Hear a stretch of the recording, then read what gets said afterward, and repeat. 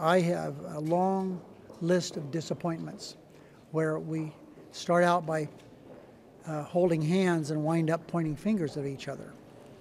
I think the proof is in the pudding. In the pudding indeed. Harry Reid undercuts the White House on bipartisanship. All those fingers in the pudding, it's about as appetizing as the slush on the streets of Washington. Top Line starts right now.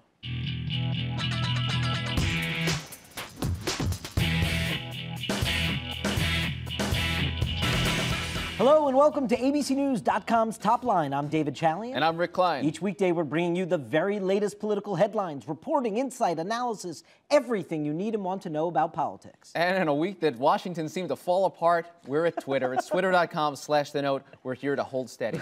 We are barely keeping it together. Indeed. Get us started. What is your top line? Big dogs, big scare. President Bill Clinton is out of the hospital this morning after a scare regarding his heart. He had a couple of stents put in a procedure yesterday. Of course, the whole political world on edge for a few hours yesterday afternoon as we tried to learn the latest about the former president. He was the center of the political universe again, but it seems like the worst has passed. According to Terry McAuliffe on Good Morning America this morning, he says that he is on his way home and headed back to work the phones again for Haiti. Yeah, no doubt about it. I'm sure he's going to try to use some of this attention that he's getting to redirect the attention to Haiti. Of course, in Bill Clinton's own mind, he's never not the center of the political universe. So, there's that. Reid's rollback. Yes, the embattled majority leader, Harry Reid, is facing headlines now, really attractive headlines, I'm sure they're psyched about scaling back a jobs bill and killing bipartisanship. This is all due to the fact that Republicans and Democrats had come together in the Senate.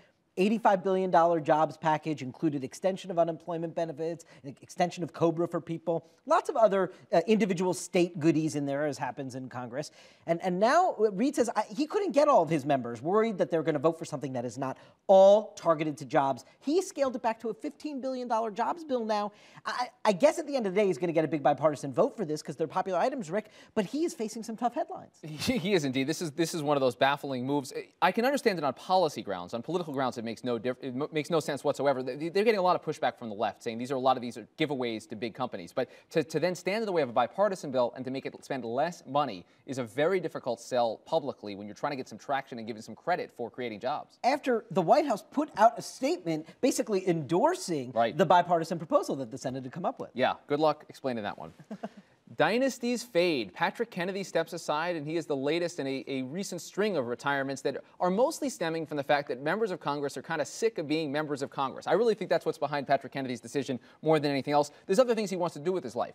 He obviously would have faced a tough re-election bid in Rhode Island, right next door to Massachusetts, Scott Brown's home state. But I think most people think he would have been successful in that, and this is really more about what's going on in Washington right now. Is this something I need to fight to get sent back for? It's just not that great a job right now. In fact, that Scott Brown / Mitt Romney team was gearing up to run that race against Patrick Kennedy. One thing about retirements here, we are not yet at the average. I think I was asking Charlie Cook, the guru, this morning, since 1968, to now, if you average it out, it's about 36.7 retirements per cycle. Right now, we're at 32. So we're not yet in a flood, but there are lots of filing deadlines to come. And it'll be curious to see if we do get to sort of the 94, 96 levels of 48, 49 retirements. Yeah, you're right. And right now, there's still more Republican retirements than Democratic 18 retirements. versus 14. It's an interesting kind of counter to the conventional wisdom around all of this. And finally, terror trial, take two. Yes, in the Washington Post today, there's a report that President Obama is ready to insert himself in this idea of getting Khalid Sheikh Mohammed, the mastermind behind the 9/11 terrorist attacks, tried perhaps in a military tribunal. Surprise, surprise. Eric Holder came up with the decision he was going to be tried in New York. New York officials like Bloomberg and Schumer and others initially rallied around it. Public opinion clearly against it. They back off. And now finally the White House looks like they're going to officially back off with the president's direct inserting of himself into the process. Yeah, and talk about your spin to now say, well, now he's taking control of the process. Well, it was only after the Attorney General took it to a point where Congress had made clear they were going to take it out of the White House's hands. It's like a complete concession that they bungled the politics on this. We're going to begin with the politics in the week that was with, as we like to refer to him here at ABC News, the other Ed O'Keefe. Ed O'Keefe of Washington Post, thank you very much for joining us, Ed. And let's begin, if I can, with Harry Reid's announcement that he's scaling back this jobs bill. White House behind it, bipartisan agreement. We're told to, bipartisanship was dead. And then we see this bipartisanship move this week. And then Harry Reid says, not so fast. What's that about? Well, it seems to be, he says that we need to demonstrate quick movement on and quick developments on somehow creating jobs. If you look at the polling that our two organizations did this week, it suggests that the popularity of the president and Congress continues to suffer as the unemployment rate remains high. And he said, look, I've got a few things here that can pass very quickly with bipartisan support. Let's do them, let's get them done, and then we'll come back and deal with those other issues in separate bills. Is that a good move? I mean, it has bipartisanship. Yes, it is smaller than the other package that other members were working on together on both sides of the aisle. But I think to a certain extent he's correct. They have to be showing immediate movement on job creation and doing something to stimulate the economy. If they can do it now and then they can do it a few weeks later, it shows, hey, twice perhaps, that we are doing what we can little by little. And it seems like a moment now where so many things have broken down here in Washington. There's been so little movement that this was a chance to say the White House is behind this, there's a bipartisan group behind us, and now we're going another week, we're burning another week where there's absolutely no movement on this or really any other priority.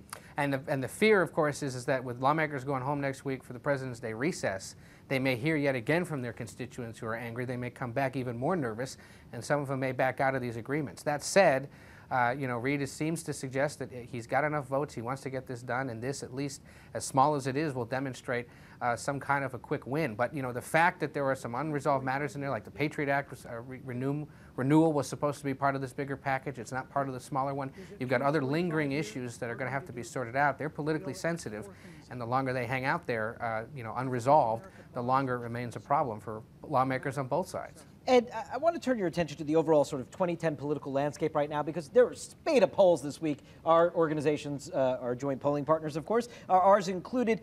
And I want to get your take. We're seeing these retirements. We saw a bunch of Republican retirements, too. Is this an anti-democratic year, or is this shaping up to be an anti-incumbent year?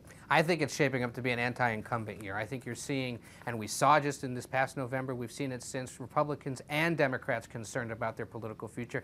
And I think, as you guys said at the top, that this is just an environment in which people don't want to be running for Congress. It's not a good place to be these days. There's not much getting done. And when a guy like Patrick Kennedy, who was probably facing a pretty difficult re-election, but probably would have sneaked it out as he has in the past, says he wants to get out. When the Diaz-Balart brothers in Miami, who have been relatively popular as well, want to shift gears, and one retires and another runs in another congressional district, that shows you how difficult it is for incumbents, no matter their party, in this environment. And Ed, you cover the federal government, the federal bureaucracy for the Post. How much ground was lost this week, or how difficult is it going to be to catch up from the fact that they lost 4 out of the 5 days? Is that right? 4 days 4 out of 5. It's a historic closure. They've never shut down 4 straight days in a row due to the weather.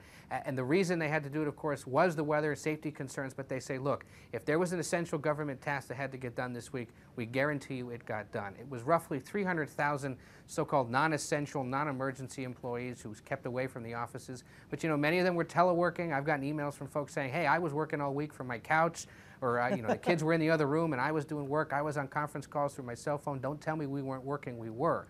That said, the government's going to have to go back and reassess how they can do this in the future, because this was a pretty big storm and certainly sidelined a lot of different projects. We're still reeling from it. Ed O'Keefe of the Washington Post, thank you very much for being here, sir. We appreciate Anytime. it.